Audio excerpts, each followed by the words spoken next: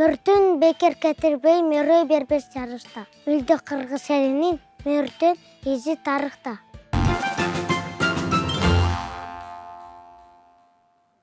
Найза унчуна өмүрү нагыз жигит казатты, нактабали эл үчүн намыс менен азаттык.